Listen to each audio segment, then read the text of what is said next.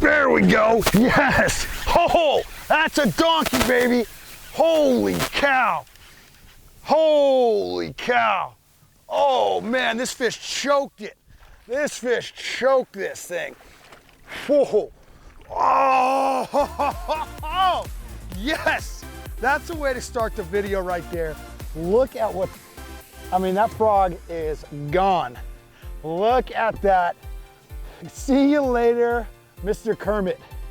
Guys, when it comes to fishing, the warm weather, those hot summer months, you've got to have a frog tied on ready to go at all times. The reason being is you can crawl this thing on and over all this and alongside all this junk and stuff these fish are hiding up against to get out of the sun and to get some more oxygen this time of the year. So today we're using Lunker Hunt's Poppin' Frog to really be able to crawl over this stuff, but also then to splash and make noise out in front of the stuff to really draw these fish out of cover and get these aggressive strikes. So let's break down this technique starting with rigging. First, let's talk about some of my favorite features with this bait. First, you're gonna see that cupped face. What that's gonna do is you're gonna be able to splash water. As you're jerking that little bait on top of the water, you can control how much that's gonna spit up. It's gonna make little tiny splashes, or you can really work that bait and make loud splashes. Next is these little dangly legs, man. As you're pulling this bait, they do this little kick. And every time you pull that bait, they do a little kick and it looks like a poor little bait just scurrying along, and exactly like what a frog looks like, and it can drive the fish crazy. Lastly is what is basically standard for all Lunker Hunt products, and that's this realistic imaging. They've got just the most lifelike looking baits. They've really gained a great reputation for that, and it shows, and I believe that helps a lot when these fish are committing to these baits. Okay guys, first when I'm talking about the equipment, I want to talk about the line. I always use braided line, but it's up to debate how heavy you want to go. People use anywhere from 30 to 80, but I've found anywhere from 50 to 60 pound braid really gets the job done for me, because it's really nimble enough that I can really work that bait side to side and stuff when I want to really slowly use it, but then also it's got enough strength that I can pull those fish out of that heavy cover. Then I spool that up on 6-3 or 7-3 Daiwa Tatula. And lastly, I pair that on different size rods. The most versatile is about a 7-foot medium heavy rod, but sometimes I go down and do as short as a 6-8 or as heavy as an 8-foot rod. The longer rod is for casting that thick stuff that you really need to horse fish out of. But when I go the smaller rods, it's really to get into tiny little docks and really be able to cast real accurately. So I found a 7-foot rod is kind of the do-all situation. When it comes to retrieval, there's basically 2 different retrieves that I go back and forth with. First is that popping action, and the second is really just crawling this bait. Okay, the first one is when we're splashing this thing, and that's why this frog has this cup-shaped head. Anytime we have that rod tipped down and we jerk that rod with a little slack in it, it's gonna splash. Now you can vary that, how violent you wanna do that depending on the conditions. If I've got real nasty stained water, or I've got deep water where I'm trying to call these fish in from any kind of distance, a lot of times I'll give it real aggressive strikes, kush, kush, kush. And these fish think that's bass or other fish feeding on the surface, and they don't wanna miss out, so they come in and pound on it.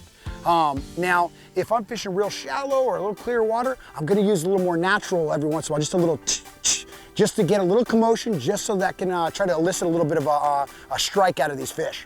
All right guys, the second method is when you're crawling this bait.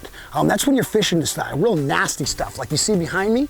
This has got bass in it. All this stuff is just floating on the surface, and you've got frogs and little bait fish and stuff going in and out of here. That's where these bass are really gonna love it. So that's when you're gonna use this crawling method. So you're gonna cast up into this junk, and you're slowly gonna be crawling this little bait through. And anytime this thing hits open water, these legs, these gangly little legs just make a little and it is lethal for these bass. And these bass will actually track that thing. So as you're slowly working that thing and crawling it over and a long different cover, those fish are picking up on those vibrations. They know something's up there, and the second they hone in and really see a chance to get it, they're gonna come blasting out of places that you did not know contained bass.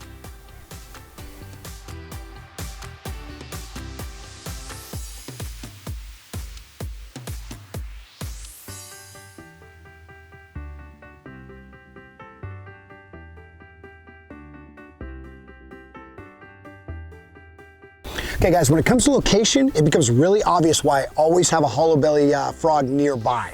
The reason being is because there's so many different places to throw this. Whether it's, you can cast it in front of the toolies and really pop it to call the fish out, but you can also skip this bait into the toolies and slowly crawl it through. I'm gonna give you guys some free advice, a free tip. Bass love toolies. So if you have toolies, you wanna be crawling a frog through like this. Then if you're fishing real thick stuff that's, you know, this heavy vegetation or that real thick slime stuff, you can really crawl this bait through. And these fish will pick up on that vibrations and they'll come crashing out of there. And the reason they're in there is because, you know, if we look behind me right now, this has got frogs, it's got all kinds of little bait fish feeding in here and stuff, and these plants are putting off oxygen. So this is a great place for these fish to hang out throughout the day, throughout the summer. And if you're crawling this little frog through there, that's what they're looking for. So what I want from you guys is to make sure you guys start throwing a frog where you never would have thrown a bait before. For instance, if you pull up to a dock where you would normally throw a worm or something like that, but you see a little grass patch right up against the dock to one side, pick up your frog and slowly crawl it over that stuff. You will be amazed at how much these fish love hiding that nasty stuff that you never thought to fish before. Lunker Hunt's little poppin' frog, it really, you know, with the legs, with the cupped face, it's got a lot of versatility. So you guys will have fun and you'll know that you have a frog that can flat out catch fish. So make sure you tag us in any pictures so I can make sure I can track your progress and see that you guys are out there trying out new things. Guys, I'm Travis with Lucky Tackle Box. If you enjoyed the video, throw us a thumbs up. Make sure you hit that subscribe button below. Also, for any details on the equipment or the gear that we have in this video, check the description box below for some links.